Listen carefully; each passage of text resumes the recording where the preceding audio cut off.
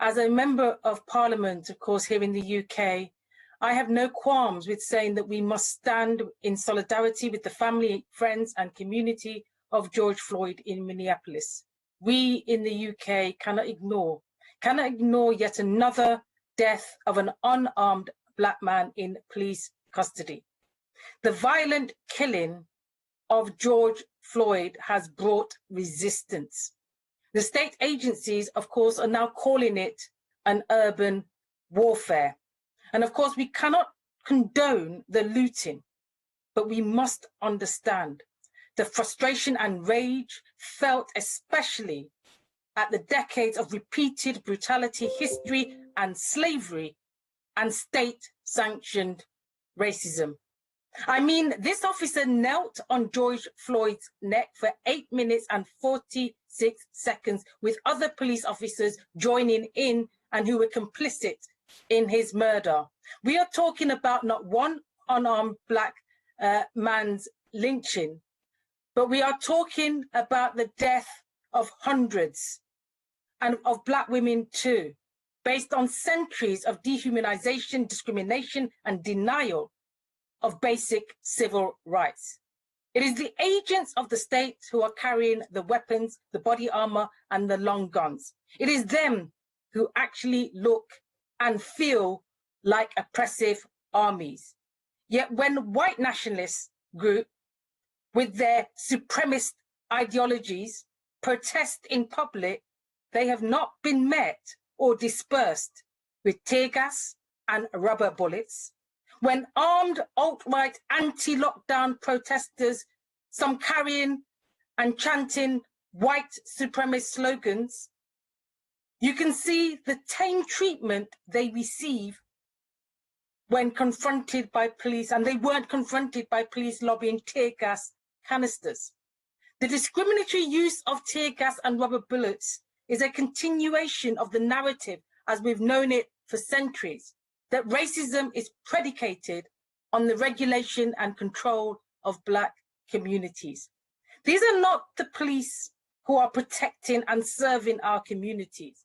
What they are doing is annihilating us one by one, just as soldiers do when they are engaging citizens as the enemy and seeking to destroy us.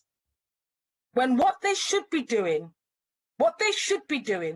is joining the protests in the march for justice.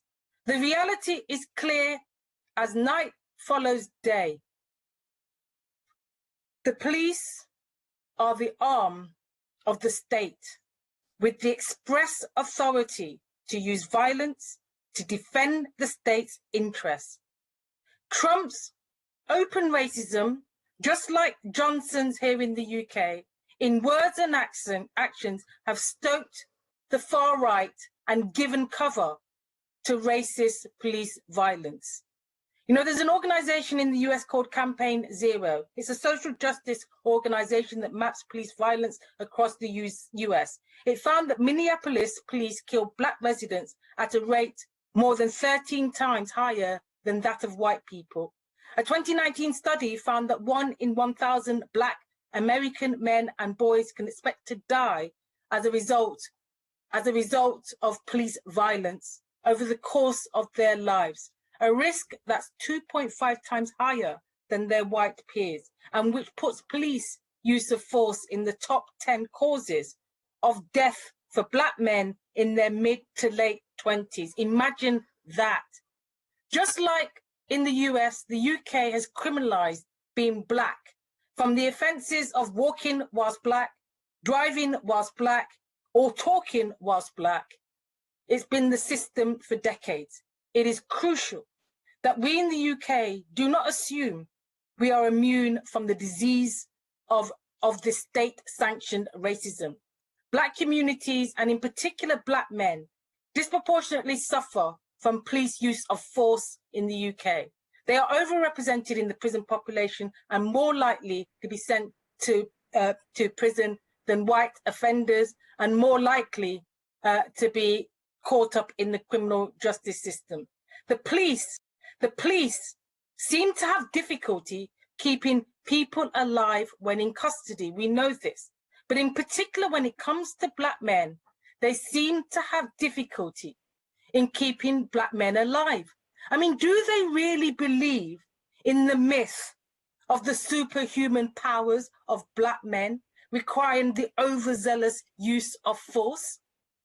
According to our very own organization Inquest, there have been 1,741 deaths following contact with the police in England and Wales since 1990, with Black communities disproportionately impacted. And I will just end on this. Just like America, the police are able to act with impunity, with very few, if any, police officers brought to justice for the deaths of Black people in custody. The very essence of UK policing relies on policing by consent. The cooperation, building trust and confidence becomes crucial. The moment that is broken and policing becomes militarized, that essence of policing becomes lost.